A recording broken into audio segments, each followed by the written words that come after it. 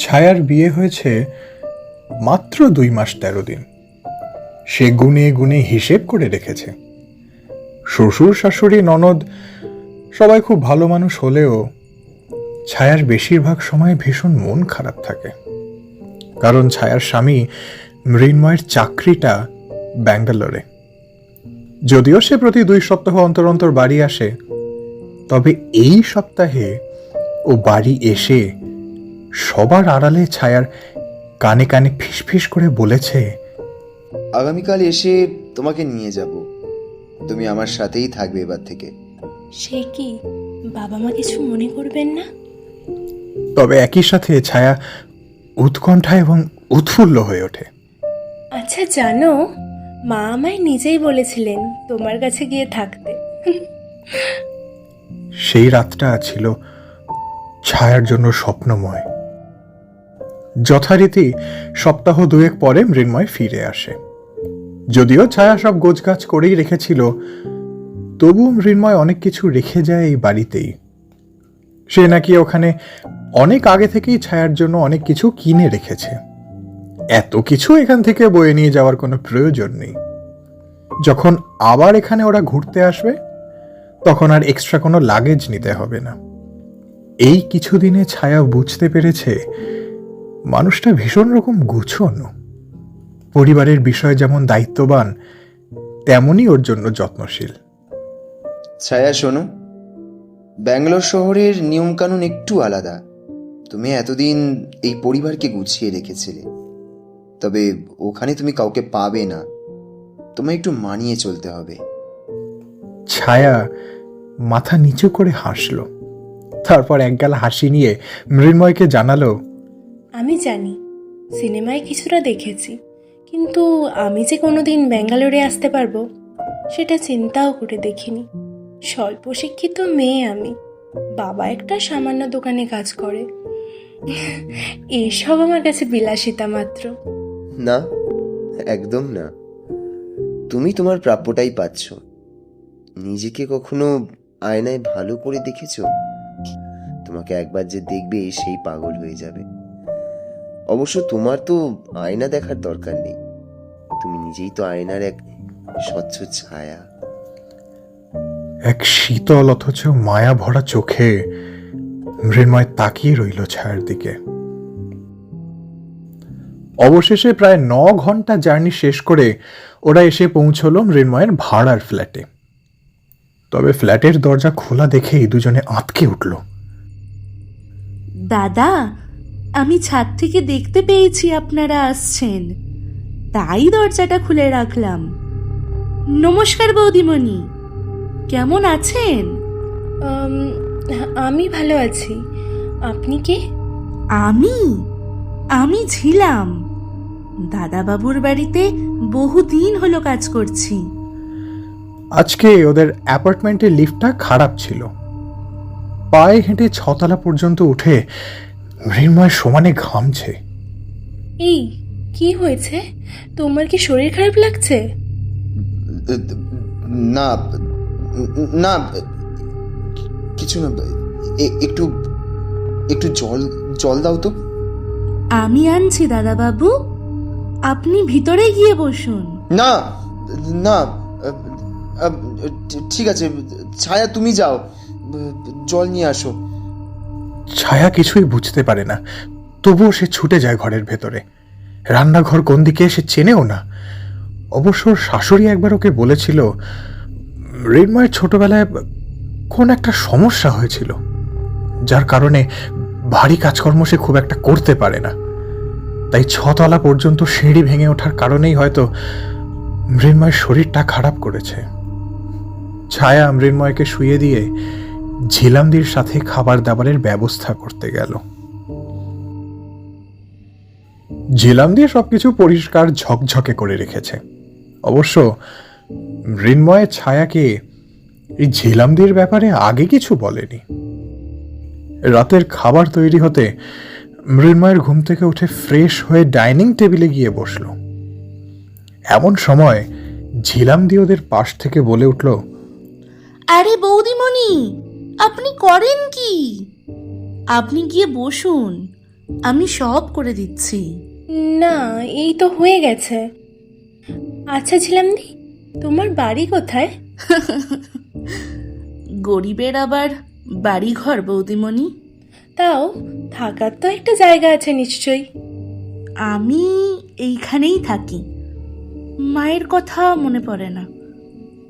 বাবা ছিল, 7-8 বছর আগে সেও মারা গেছে। তারপর থেকে দাদুবাবুর ঘরেই কাজ করি। ঝিলামদির কথা শুনে ছায়ার খুব খারাপ লাগলো। তবে ওরই বা কি করার আছে। যাই হোক, বেশি কথা না ভেবে ছায়া মৃন্ময়কে জিজ্ঞেস করলো, এই এখন তোমার শরীরটা একটু ভালো লাগছে? কি হয়েছিল বলো তো? না, তেমন কিছু না, মাথাটা একটু ঘুরছিল, এখন ঠিক আছি। মৃন্ময় কিছুক্ষণ এক দৃষ্টিতে ঝিলামদির দিকে তাকিয়ে থেকে ছায়াকে বললে, ওকে এখান থেকে যেতে বলো, ওকে এখান থেকে যেতে বলো। খাবার টেবিলে শুধু তুমি আর আমি থাকবো, ওকে যেতে বলো। মৃন্ময় এত উচ্চস্বরে ছায়ার সাথে এর আগে কথা বলেনি। তাছাড়া সে নিজেই তো ঝিলামদিকে বলতে পারতো কথাটা। ঝিলামদি মৃন্ময়ের কথা শুনে চুপচাপ রান্নাঘরের দিকে চলে গেল। খাওয়া শেষে ওরা নিজেদের শোবার ঘরে গেল। সেখানে গিয়ে ছায়া মৃন্ময়কে জিজ্ঞেস করলো, কি হয়েছে গো? তুমি ঝিলামদির সাথে এমন ব্যবহার করছো কেন? মেয়েটা তোমার এখানে আছে, দীর্ঘদিন কাজ করছে, তাও এরকম করছো কেন? তোমাকে একটা কথা বলা হয়নি। এই মেয়ে তার প্রেমিকের সাথে মিলে মাস 2 আগেই আমার ঘরে চুরি করে পালিয়ে গিয়েছিল। পেটে নাকি বাচ্চাও ছিল। কি যে বাজে সময় কেটেছে তখন আমার। বিশ্বাস করো, আশপাশের অনেক ফ্ল্যাটের মানুষজন তো আমাকেই সন্দেহ করছিল। তবে ওদের কেউ বা দোষ দিয়ে কি হবে, এসব তো হয়ই। সেসব ভয়ঙ্কর দিন আমি এখনো ভুলতে পারিনি। ঘটনাটা তখন তোমাকে জানাইনি, কারণ তুমি অযথা চিন্তা করবে। তাই এখন এসে দেখি আবার সে ফিরে এসেছে। মানে কি দাঁড়াচ্ছে জানো তো? নিশ্চয়ই সেই প্রেমিক তাকে ঠকিয়েছে। পেটের বাচ্চার কি করেছে কে জানে। ওমা, সে কি গো? আমরা ঘরে একটা চোর রেখে দিয়েছি, তাও আবার দুশ্চরিত্রা। না না, ওকে আমি রাখবো না। হ্যাঁ হ্যাঁ, একদম একদম, ওটাই ভালো। কাল সকালেই তুমি ওকে বিদায় করে দিও। আমি চাইনি প্রথম দিনই এসব বলে তোমাকে রাগিয়ে দিতে, কিন্তু উপায় ছিল না আমার কাছে। আচ্ছা, তুমি বরং শুয়ে পড়ো, আমি এখনই গিয়ে ওকে বের করে দিয়ে আসছি। না না, দরকার নেই। এত রাতে কোথায় যাবে মেয়েটা? মৃন্ময়ের এই বিষয়টা ছায়ার বেশ ভালো লাগে। এত কিছুর পরও তার স্বামী মেয়েটার ব্যাপারে ভাবছে। সত্যিই মানুষটা অনেক দয়ালু। আচ্ছা, দরজাটা লাগিয়েছো ছায়া? হ্যাঁ, বাইরের দরজা লক তো। আরে না না, বাইরের না, এই আমাদের ঘরের। এটা কেন লাগাতে হবে? এত রাতে নিশ্চয়ই প্রয়োজন ছাড়া ঝিলামদি এখানে আসবেন না। যা বললাম তাই করো। দেখা যাবে ঘুমের মধ্যে তোমাকে আমাকে জবাই করে টাকা পয়সা নিয়ে ভেগে গেছে আবার। এদেরকে বিশ্বাস নেই। ছায়া চমকে উঠল। সত্যি তো, সে এত গাধা কেন? গুটি গুটি পায়ে সে দরজা বন্ধ করে দিল। তারপর আর তাদের মধ্যে কোনো কথাবার্তা হলো না। তখন মাত্র রাত 11:30। এমনিতে ছায়া এই সময় ঘুমোয়, কিন্তু আজ কেন যেন ঘুম আসছে না ওর। হয়তো নতুন জায়গা তাই। মৃন্ময় চুপচাপ শুয়ে মোবাইলটা দেখছে, কোনো কথা বলছে না। ঠিক এমন সময় ঘরের দরজা খুলে এসে দাঁড়ায় ঝিলামদি। দাদাবাবু, দাদাবাবু, আপনি কফি খাবেন না? ঘুমানোর আগে তো আপনার নিত্যদিনের অভ্যাস? আটকে ওঠে মৃন্ময়, সাথে ছায়াও। কারণ দরজাটা ছায়া বন্ধ করে এসেছিল, ওর বেশ মনে আছে। তাহলে এই মেয়ে ভিতরে ঢুকলো কিভাবে? হঠাৎ মৃন্ময় চেঁচিয়ে ওঠে, ঝিলাম, বেরো! এই এই তুই তুই বেরো, তুই তুই এক্ষুনি বেরো!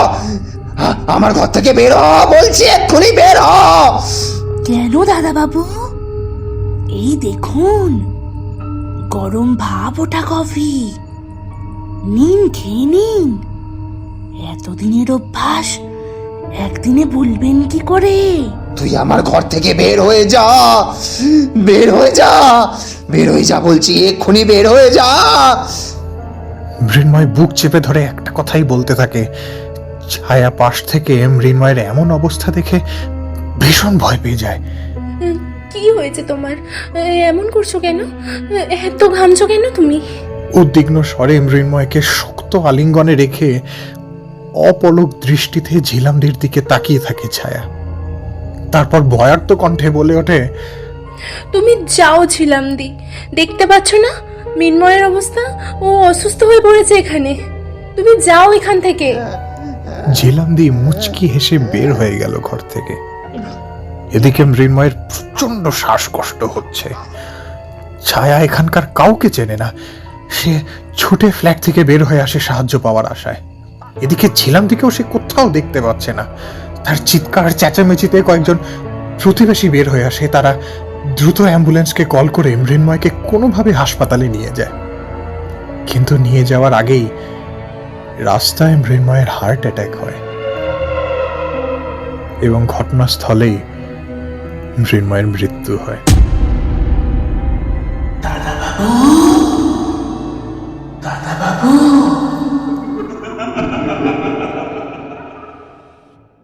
মৃন্ময়ের লাশ নিয়ে যাওয়া হবে গ্রামের বাড়িতে। প্রায় সবাই চলে এসেছে। ছায়ার শুধুমাত্র নিজের একদিনের সংসার। তার কেমন যেন লাগছে, কান্নাও পাচ্ছে না। আশপাশ থেকে প্রতিবেশীদের ফিসফিস। কেউ কেউ বলছে মৃন্ময় বলেছিল মেয়েটা প্রেমিকের সাথে পালিয়ে গেছে। আবার কেউ কেউ বলছে মেয়েটা নাকি গর্ভবতী ছিল, বাচ্চাটা ছিল মৃন্ময়ের। এসব মৃন্ময় তাকে আগেই বলেছে। ছায়া জ্ঞান শূন্য হয়ে মাটিতে লুটিয়ে পড়ে। সেদিনের পর থেকে ঝিলামদিকে আর দেখা যায়নি। ছায়া কখনো জানতেও পারবে না যে মৃন্ময় তার এই দীর্ঘদিনের কাজের মেয়েটিকে ছলনার আশ্রয় দিয়ে জীবন সঙ্গী করার লোভ দেখিয়ে দিনের পর দিন ব্যবহার করে গেছে। মেয়েটি গর্ভবতী হলে সে খুশি হওয়ার ভান করে এবং বিয়ে করবে এই মিথ্যে প্রতিশ্রুতিও দেয়। কারণ সবকিছু সাজাতে তার কিছু সময় প্রয়োজন ছিল। ততদিনে গ্রামের বাড়িতে ছায়াকে তার পছন্দ হয়ে গেছে। এমনকি বিয়ে করবে বলে বাবা মাকে কথাও দিয়েছে। এক রাতে 2 কাপ কফি বানাতে বলে মৃন্ময় অগোচরে ঝিলামদির কফি মাগে ঘুমের ওষুধ মিশিয়ে তাকে খুন করে বস্তায় ভরে ফেলে দিয়ে আসে। তার বিবেকে এতটুকুও বাঁধেনি। তার পরের সপ্তাহেই সে খুশি খুশি মনে গিয়ে ছায়াকে বিয়ে করেছিল। ঝিলামদি তার জীবনের শোধ নিয়েছে, তার সম্মানের শোধ নিয়েছে, তার অনাগত সন্তানের শোধ নিয়েছে। দোষ তারও ছিল, মিথ্যে প্রতিশ্রুতিকে সত্যি ভাবা, ভালোবাসার মানুষের জন্য শরীর মন উজাড় করে দেওয়া। কিন্তু তার অনাগত সন্তানের দোষ কোথায়? তবে প্রকৃতি যে বড়ই নিষ্ঠুর। মৃত্যুর পরেও তাই ঝিলামদিকে ফিরে আসতে হয়েছিল।